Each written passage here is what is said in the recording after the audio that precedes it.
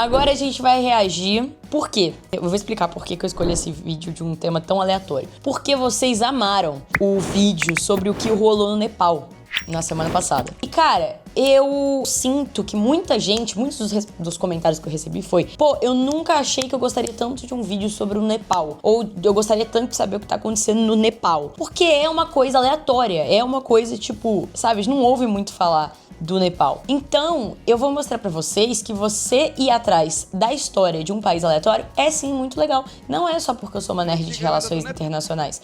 É porque realmente é legal, beleza? Vocês ficam se perguntando como é que eu fico sabendo de todas as notícias do mundo todo ou que fontes eu utilizo que eu sei que são confiáveis pra poder me informar sobre o que tá acontecendo no mundo? Pois é.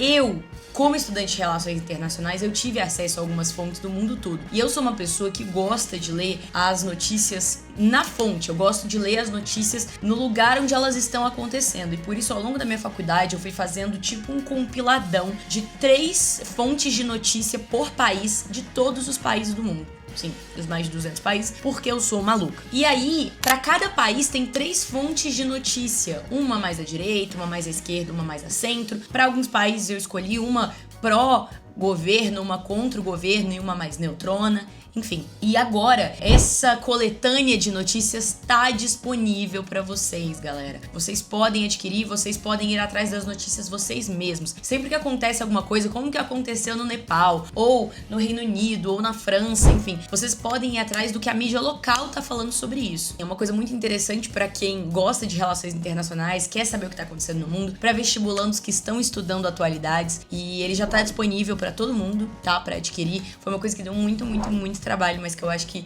vale muito a pena. E é isso aí. O vídeo de hoje é o massacre da família real do Nepal, do Vogalizando História. Bora. Uma antiga lenda do Nepal, que remonta ao século XVIII, diz que o rei responsável pela unificação do país marchava em direção ao vale de Katmandu quando encontrou um sábio místico e ofereceu iogurte para ele. O sábio provou, disse que o iogurte estava abençoado e devolveu para o rei, mas o rei não quis comer. Cara, já tinha comido. Então jogou o resto no chão. Mas o sábio criticou o orgulho do rei, dizendo que se ele tivesse comido iogurte, todos os seus desejos se realizariam. Ô, gente, às vezes o negócio era droga mesmo, né? A crise dos opioides, ela responde muita coisa pra gente. Eu amo essas lendas que, tipo, tem nada a ver com nada. Que, assim, quem inventou isso, gente? Saiu da cabeça de quem isso aí? Só que agora, a dinastia do rei, a dinastia Shah, ia cair. Nossa! É que bandeira diferente, né? Muitos elementos. O que vocês veem aqui, gente? Eu vejo um rostinho, ó. O olhinho, nariz, a boca. Eu acho que essa era a ideia, né? Isso aqui ser tipo um chapéu, uma coroa. Às vezes eu tô falando uma coisa super óbvia. Em 10 gerações. Se contar esse rei como o primeiro rei do Nepal, o 10º rei foi o Birendra, que no dia 1º de junho de 2001 foi assassinado junto com vários outros membros da sua família num evento que ficou conhecido como o Massacre da Família Real do Nepal. Um evento que ainda hoje levanta muitas dúvidas e que é o tema do Vogalizando a História de hoje. Tudo. Mano, eu quero uma intro pro meu canal. Vai, faz uma vinheta aí.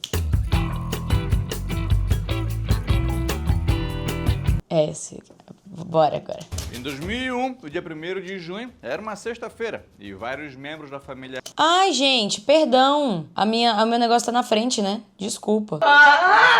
Jura? Essa aqui, ó. Agora deu pra ver? Tá, agora foi. Ó, olhinhos, nariba, boquinha, rosto. Aí aqui é uma coroa, tá ligado? Em 2001, o dia 1º de junho, era uma sexta-feira e vários membros da família real nepalesa iam se encontrar na residência monárquica naquela noite para uma festa de família. Nossa, o Buck peidou, velho. Desculpa, gente. O Buck, ele peida fedido. Tá um cheiro de merda agora. Só o rei Birendra, sua esposa, seus filhos, genro, mãe, tios, irmãos, sobrinhos e a galera foi chegando no horário combinado, perto das 7h30.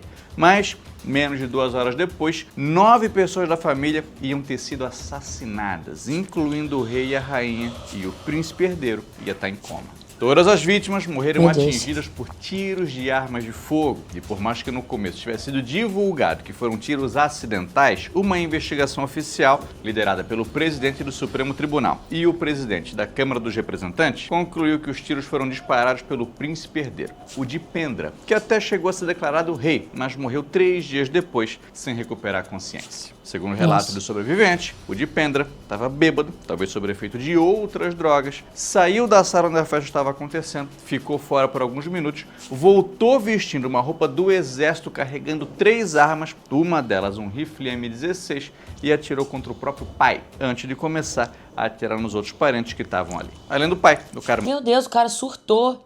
Que doideira. A irmã, o irmão, 3 tias e 2 tios, antes de atirar contra a própria cabeça. Ninguém falou nada sobre uma discussão em família ou coisa do tipo que pudesse ter desencadeado a fúria no rapaz. Ninguém previu o que ele ia fazer. Quem tinha fama de ser o cabeça quente da família era o príncipe Paras, primo do Dipendra, mas, segundo uma das testemunhas, foi esse primo quem interveio e pediu para que ele parasse. Nenhum dos primos que estava lá saiu ferido, e mesmo baleados, o cunhado do tio e 2 tias sobreviveram. Foi uma onda de terror que durou menos de 5 minutos. Uma testemunha disse que o Dipendra não falou nada, só chegou obstinado olhando para o pai e atirou. Um tio tentou negociar com ele, pediu para ele entregar a arma, dizendo que já tinha feito o suficiente, e foi baleado também. O Dipendra, com o pé, balançou o corpo do pai para ver se ele estava vivo ou não. Saiu, voltou, atirou em mais alguns convidados e aí sim foi em direção à mãe dele. E depois que atirou nela, foi pro jardim que ficava do lado de fora e atirou na própria cabeça. Quem diz que geopolítica é chato? Olha essa fofoca, véi. O cara surtou e massacrou a família, pô. Isso é bizarro.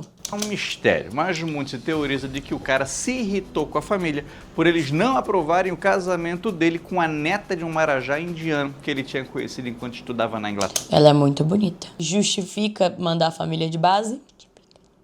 Por parte da mãe, a moça vinha de uma linhagem que não era nobre o suficiente, apesar da família dela provavelmente ser mais rica que a família real nepalesa. E ele até podia casar com ela, mas aí tinha que abrir mão do trono, coisa que o cara não estava disposto a fazer. Para ajudar, o pai da moça ainda era de um grupo político opositor ao do rei, e o Dipendra já tinha quase 30 anos. Então o cara ainda não ser casado era um problema, o assunto era sensível na família real.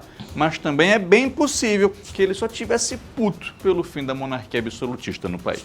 Veja bem, o rei Birendra reinava desde 1972, quando o Nepal era uma monarquia absolutista, mas depois de uma série de protestos, em 1990, que pediam por democracia, o Birendra suspendeu a proibição dos partidos políticos, vigente desde o começo da década de 60, e organizou uma comissão para preparar a Constituição, o que de fato aconteceu. E o cara se tornou então um chefe de Estado na monarquia constitucional. Isso aumentou a popularidade do cara, mas ele também perdeu muito poder. Logo, quando o Dipendra fosse assumir a monarquia, ia assumir os poderes reduzidos. Isso faz bastante sentido, na real. Né? O cara, ele nasceu achando, né, que ele seria um líder absoluto do país e acabou, não da noite pro dia, mas acabou muito rápido perdendo essa certeza, né? Isso, se a pessoa já não for boa da cabeça, isso aí pode zoar total, né? Tem quem conte uma história de que o cara teve um ataque de fúria e quebrou uma porta quando soube que o pai dele aceitou tornar o Nepal uma monarquia constitucional. Um ajudante de ordens do palácio disse numa entrevista que o Dipendra tinha um lado sádico. Em público era só sorrisos, mas no seu íntimo tinha uma maldade no coração. Além de que o cara adorava armas de fogo e tinha várias no quarto dele. Mano, a pessoa gostar de armas de fogo nunca é um bom sinal. Eu vou repetir o que eu vou falar. A pessoa gostar de armas de fogo nunca é um bom sinal. Ah, Martina, eu gosto. Você tá dizendo que eu vou matar alguém? Não. Eu estou dizendo que você gostar de uma coisa que serve única e exclusivamente para matar e machucar pessoas não é uma coisa legal. Pelo menos não é um bom sinal de que a sua cabecinha tá boa. Isso é opinião 100% minha, data cu, assim, tipo, senso MR, né? Senso minha roupa. Mas assim, É a impressão que eu tenho. Apesar disso tudo, ele também era muito popular, assim como o pai. Mandaram aqui no chat que isso foi muito recente. Sim, gente, foi muito recente. Era muito querido pelo povo do Nepal. Então uma galera não engoliu a história de que foi ele o responsável por esse atentado, o que ajudou a alimentar uma série de teorias da conspiração. Uma galera começou a dizer que as testemunhas falaram que o Dipendra foi um dos primeiros a ser baleado, que o assassino estava lá usando uma máscara do rosto do Dipendra. Teve gente que culpou aquela profecia que dizia que a dinastia Shah estava destinada a cair e começaram a dizer que a investigação foi muito rápida e superficial. Tiveram poucas análises forenses e Até colocaram a culpa até no iogurte, gente. Pra não culpar o moleque. foi no que aconteceu, mas não por que aconteceu. E começaram a apontar alguns O Thiago mandou assim, eu acho legal os mecanismos da arma, né? Mas nunca teria uma. Eu acho que essa é a diferença. Tipo assim, você pode ter fascínio pela mecânica da coisa. Você pode ter fascínio pela história, né, das armas em determinada sociedade. E isso é uma coisa. Agora, aquela galera que coleciona, que gosta de ter várias. Ah, Martina, então você vê problema uma pessoa que coleciona carro? Não, porque carro serve pra dirigir, não pra matar alguém. Agora, a arma, gente, isso é uma opinião 100% minha, tá? Eu acho uma coisa meio esquisita. conflitantes nos relatos das testemunhas. Elas não concordaram em absolutamente tudo. Teve quem dissesse que o Dipendra não estava bêbado, que ele até disse que não ia beber naquela noite. E nenhuma das testemunhas disse ter visto a morte do Dipendra. E, inclusive, foi dito que o ferimento à bala na cabeça dele estava na têmpora esquerda. Mas o cara era destro. Usa a mão esquerda para dar o tiro, por quê?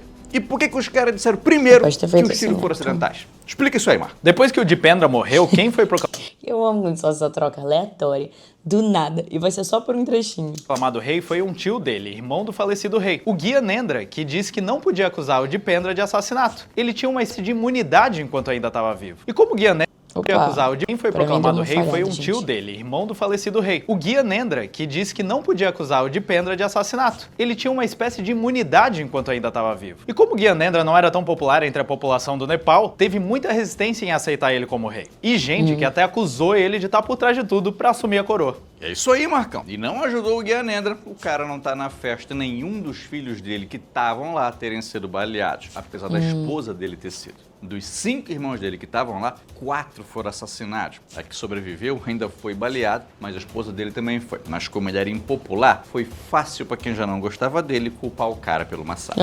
Um guarda-costas do Dipendra disse que foi o príncipe Paras, filho do Gyanendra. Eles tiraram todo mundo da jogada para o trono ficar para eles. Mas o presidente do partido maoísta nepalês disse que o massacre foi obra da CIA ou da Agência de Inteligência Indiana, embora nem Sempre tem um, né, véi?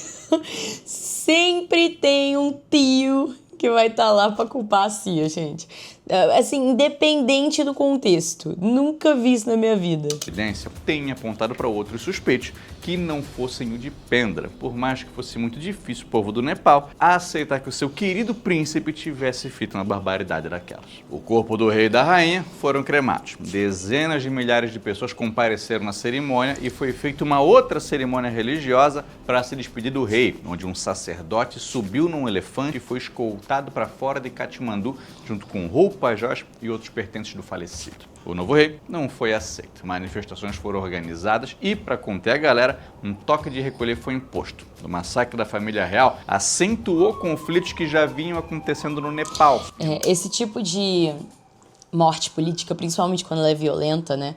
A gente viu isso com o Charlie Kirk recentemente. Ela toca em muitas feridas. Independente de qual seja o contexto em que ela acontece, ou de quem é culpado ou de quem não é.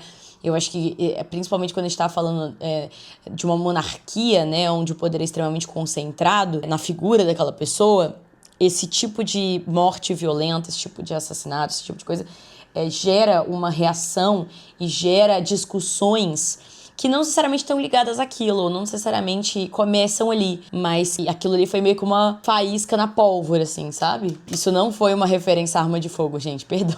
Durante seu governo, o cara dissolveu o parlamento, perseguiu jornalistas e fez um esforço para voltar com o absolutismo, o que jogou bastante lenha na fogueira. Mas é bem comum que se diga que o ponto crucial que pôs fim à monarquia no país foi o massacre que deixou 10 vítimas naquela noite de sexta-feira. O vídeo de hoje fica por aqui. Então, se tu ainda não deixou o like, a hora é agora. Aproveita para se inscrever aqui se ainda não foi inscrito. E se... Bizarro, né, gente? Bizarro.